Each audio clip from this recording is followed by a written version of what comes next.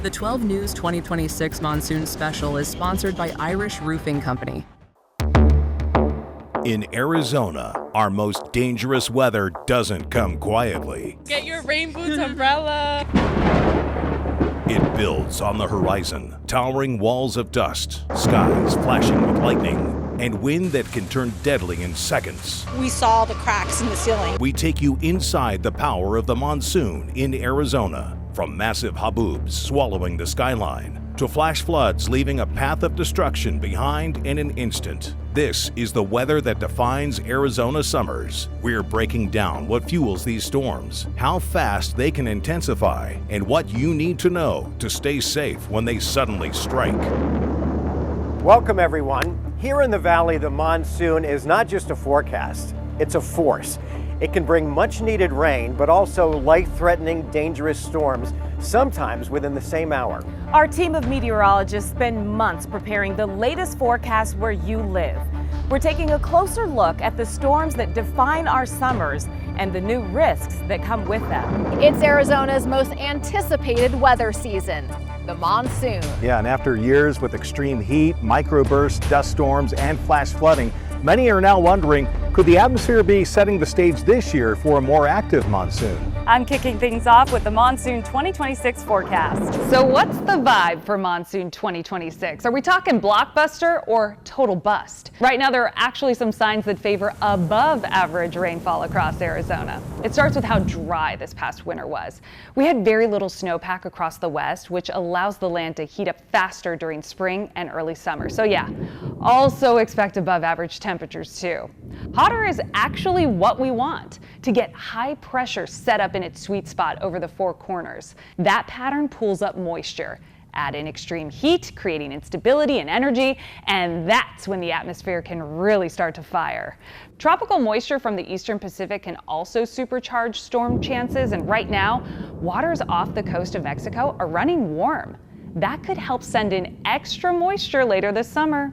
Now, none of this guarantees an active monsoon season, but it only takes a few big boomers to make seasonal rain totals look impressive. Also, a quick monsoon mythbuster: monsoon doesn't actually mean rainy season. It's a seasonal shift in pressure and wind patterns that just happens to help deliver our storms. And while we always want the rain, monsoon can turn dangerous fast. Flash flooding, damaging winds, lightning, and of course those massive Arizona dust storms. Get ready, the Monsoon 2026 season could get interesting. They can form in a matter of minutes and hit like a wall of wind. Microbursts are sudden downdrafts that explode outward at the surface, bringing damaging straight-line winds. And during the monsoon, these are Arizona's most dangerous quick hitters. On a summer afternoon, a thunderstorm can flip from distant rumble to sudden hazard. In minutes, a column of air hurtles out of the cloud, slamming into the ground and fanning out in all directions, snapping trees, kicking dust, and turning calm skies treacherous. This is called a microburst, and it's as brief as it is brutal. So today, we are going to show you a little bit of an experiment. We're calling it a microburst in a box. This tall one is going to show you how it looks from the vertical, and this one is going to show you how the winds fan out. In these water containers, we have just room temperature water, and in this cup, I have the cold, dense water. So here we go. This is the column of air from the cloud come crashing down to the ground.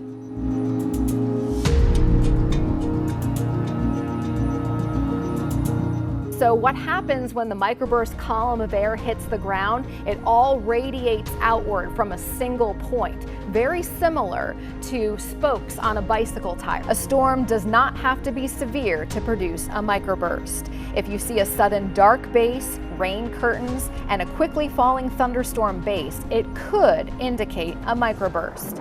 It's been months since a powerful microburst tore through Tempe, leaving a wake of destruction in its path right over here. Gabriella Becerra is in Tempe with a look back at this storm and how the recovery process is going. All of the streets have been cleared. Some of the damage still needs to be repaired, but people who live across Tempe tell me they still remember that day like it was yesterday. I remember that day very well. October 13th is now etched in Tempe history as the day this detrimental storm wreaked havoc across the city. This is the biggest storm in Tempe history, I think, in living memory. Yeah, I don't think anybody remembers a storm this large hitting our area. A powerful microburst carrying torrential rain and extreme winds struck around 2 o'clock in the afternoon, leaving downed trees and power lines in every direction. Tempe was post-apocalyptic, especially in this neighborhood.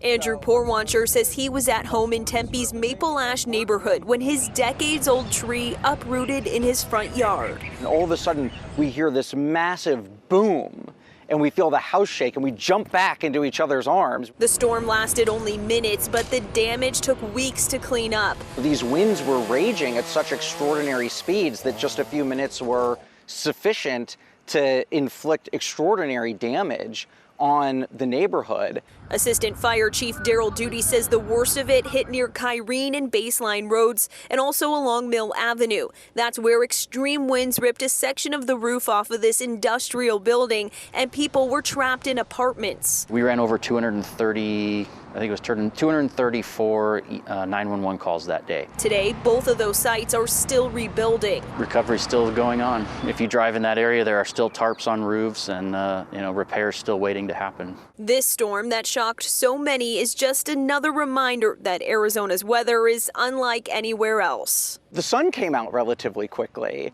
and so there was this sort of weird disjuncture between the damage wrought on the neighborhood and the sunlight shining down from the heavens on Tempe, and it was sort of a reminder that, you're still in Arizona. The assistant fire chief tells me it's really a miracle that they didn't have to transport anyone to the hospital that day for injuries related to this storm. The city of Tempe declared a state of emergency following the storm, and businesses were able to apply for disaster relief loans. For aircraft flying in and around Arizona, the monsoon poses a whole new set of challenges and dangers. In fact, the airlines have meteorologists. They work hard to keep the traffic flowing, and always with safety in mind. This was the scene last year. A giant wall of dust thousands of feet high headed straight for Sky Harbor, one of the nation's busiest airports. Phoenix is interesting in that a lot of times the weather can be very localized. It's the hit and miss nature of our summer storms that can pose a big challenge for airlines like American, which has a hub here in Phoenix. We'll look at the forecast, but whether or not that's actually going to come over the field is something that we have to think about. The planning starts here at the American Airlines Operations Center in Fort Worth, Texas. Meteorologists closely watch the weather here in Arizona, across the country, and around the world. American Airlines takes into consideration not only the weather at the airports, but the weather en route. And so for safety and efficiency, you may see delays or any sort of pre-positioning so that American Airlines can keep their operation flowing. That could mean holding planes on the ground in LA or Dallas to ensure the Phoenix airspace doesn't become overcrowded with planes that can't land. It's better to be late on the ground than stuck in a holding pattern waiting out a storm. We want passengers to have not only a nice flight, but a safe flight. So American Airlines will take the most proactive approach and possibly delay flights in and out of specific hubs for those inclement weather things. Some of the biggest threats to aircraft during the monsoon include microbursts. We typically see microbursts being more prevalent across the desert, which are severe downdrafts from thunderstorms, which can create strong winds that, just like winds hitting your car, as you're driving, that happens to aircraft as well, and it causes turbulence. While planes can fly through regular clouds, clouds of dust are a different matter. Ultimately, the moisture is a lot different than sand or dust, so the visibility is definitely lower, and the potential hazard it causes for engines and equipment is a lot higher than just flying through some water. And of course, lightning. Planes are built to withstand lightning strikes, but the ground crews are not. We typically see ground operations stop when lightning is within 5 miles of an airport, which for the safety of all our ground crews, they stop moving aircraft, they stop loading baggage or refueling aircraft, which causes a slight delay in the system.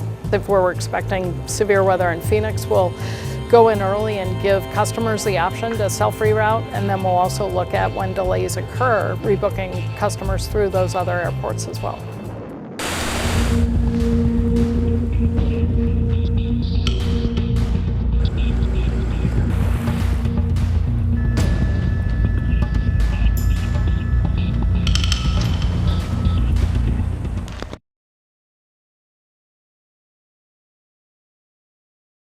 The 12 News 2026 Monsoon Special is sponsored by Irish Roofing Company. The exclusive monsoon meter helps tell the weather story for the day ahead. The probability of sunshine, dust, thunderstorms, hail, flooding, and severe winds is forecast across the state on a scale from 0 to 10. Here's the meaning behind the numbers. A 0 on the monsoon meter means dry weather. We typically see zeros in the valley during the month of June while it's still dry and hot. A 1, 2, or 3 indicates an isolated chance for thunderstorms or blowing dust. While a dust storm warning may be possible on a day like this, severe storm chances are low. 4, 5s, and 6s indicate a higher coverage of storms, with several severe warnings possible. There may even be a threat for flooding, damaging winds, and even hail. 7s and higher means severe storms will be widespread. Large hail, damaging winds over 60 miles per hour, and even a tornado is possible. Certain storms could even be life-threatening if they rank a 9 or a 10 on the monsoon meter.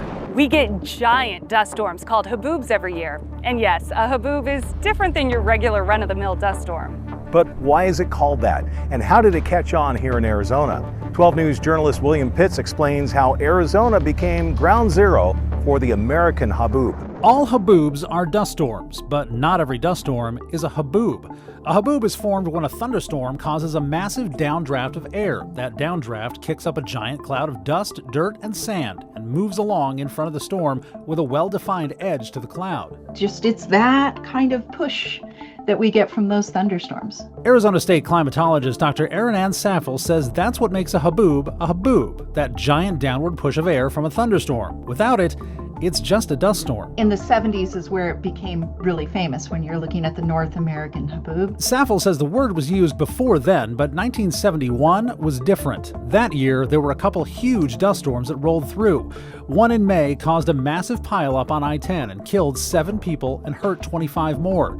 That summer, another wall of dust blew through Tucson and into Phoenix at 29 miles an hour. 3 scientists with the National Weather Service saw it and thought it looked just like the dust storms that mow through Africa and the Middle East, called haboobs. They published an American haboob in the Bulletin of the American Meteorological Society, saying they should always be called haboobs. Looking at the fact that these large dust storms are generated by the downdraft of a thunderstorm in the very similar way that you see those in Saudi. But it wasn't until the late 90s that the word haboob really took off. Apparently, maybe, thanks to us here at Channel 12. Our weather staff back in the late 90s called a dust storm a haboob. It got picked up in the paper and made its way into everyday language. And this giant miles-high haboob in 2011 sealed the deal. Those photos and videos went around the world. But Saffel says haboobs aren't even unique to Arizona. Yeah, absolutely. We get those in Texas, we get those in New Mexico, you can get them up in Utah. Some of those states use the term haboob, others don't. But whatever you call them, experts say when the dust comes, pull over, turn your lights off, and wait it out. ASU researchers have created a first-of-its-kind dust storm scale, something they say can help people better understand these complex weather phenomena. 12 News journalist Jade Cunningham explains how it works and the hope that it can increase public safety. That's a pretty good-looking wall of dust there. Dust storms are one of Arizona's most recognizable weather events. You can see how quickly it's moving towards us when you look this way. Many probably remember last August. Boy, this has a real big potential to kick up a lot of dust. When traffic slowed, airplanes were grounded and day turned to night. Visibility is now, it's not even 100 feet. They do happen really any time of day they can happen.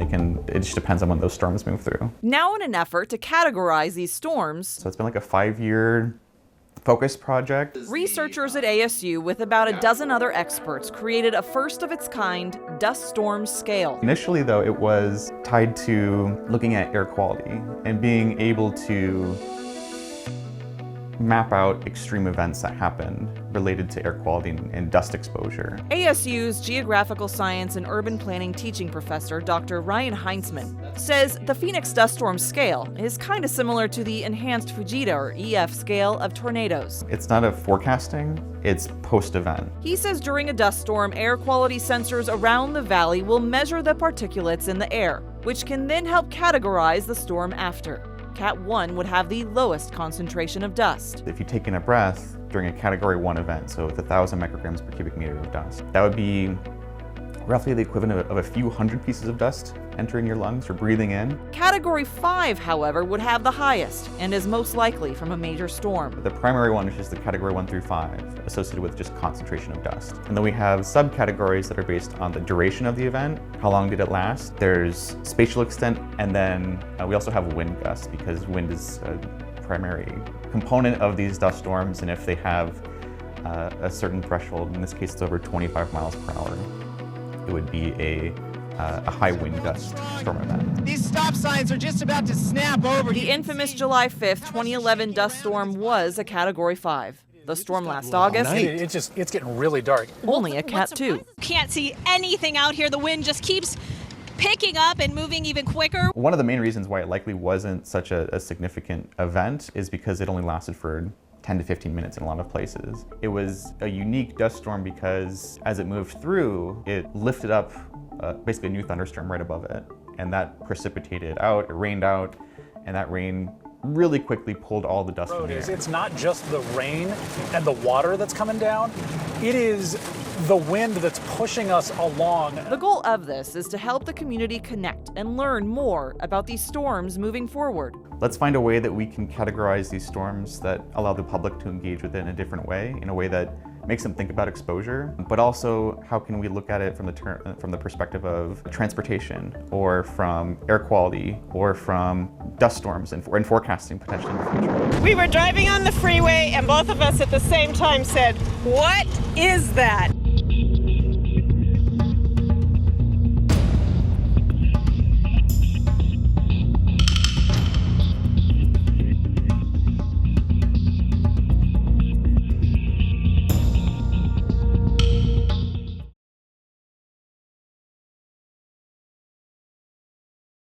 The 12 News 2026 Monsoon Special is sponsored by Irish Roofing Company. To see this kind of rainfall over the entire metro area, certainly historic as we know.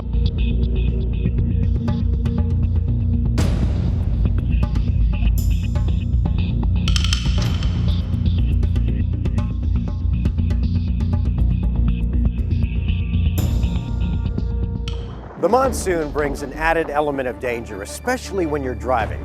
Troy Lynch sat down with the Department of Public Safety to talk about how to stay safe when you're driving and what to do if things become too dangerous. On your marks. Get set. Whoa, slow down. Look at that. You can't drive in that. Our monsoons can hit so hard and so heavy that there's literally zero visibility.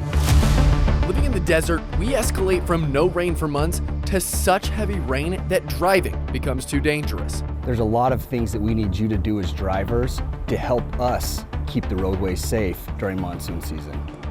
There are 3 things you need to remember to drive safe during a monsoon. First one being, always check how the tires are. In wet weather, it's going to make a huge difference if you don't have good tires. And then your headlights, tail lights, turn signals, just make sure all the equipment on your vehicle is working properly.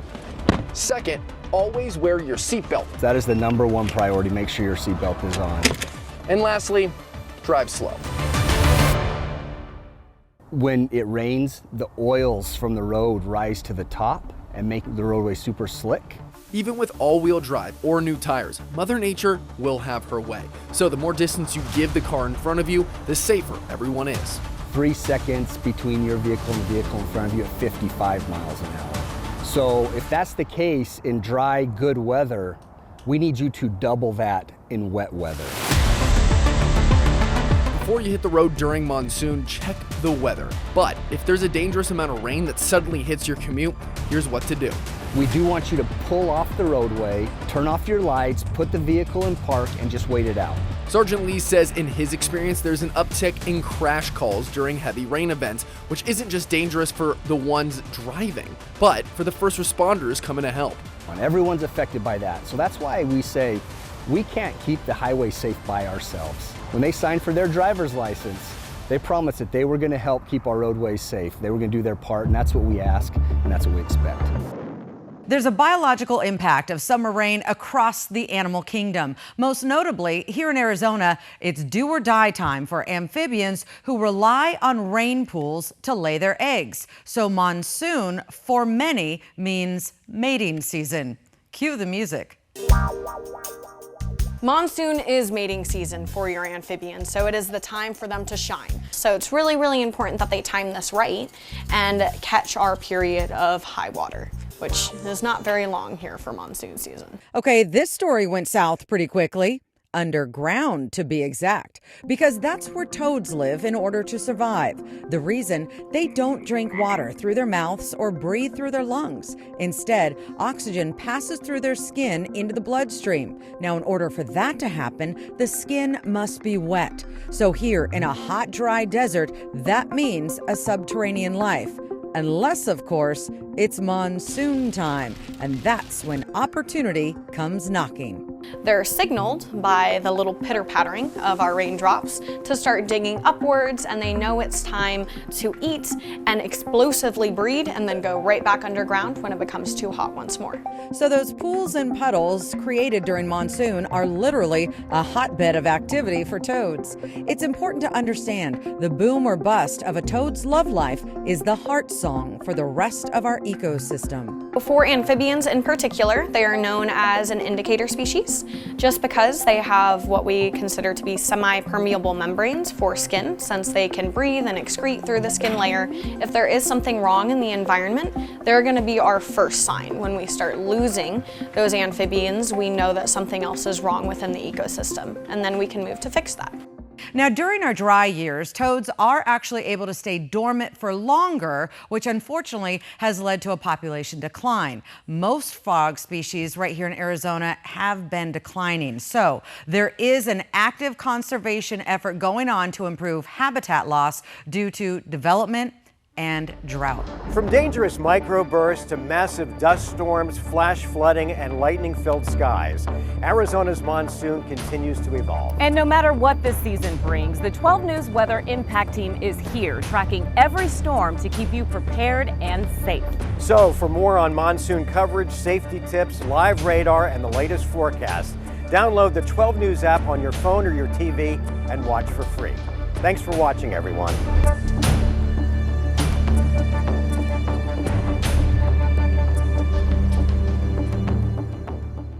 The 12 News 2026 Monsoon Special is sponsored by Irish Roofing Company.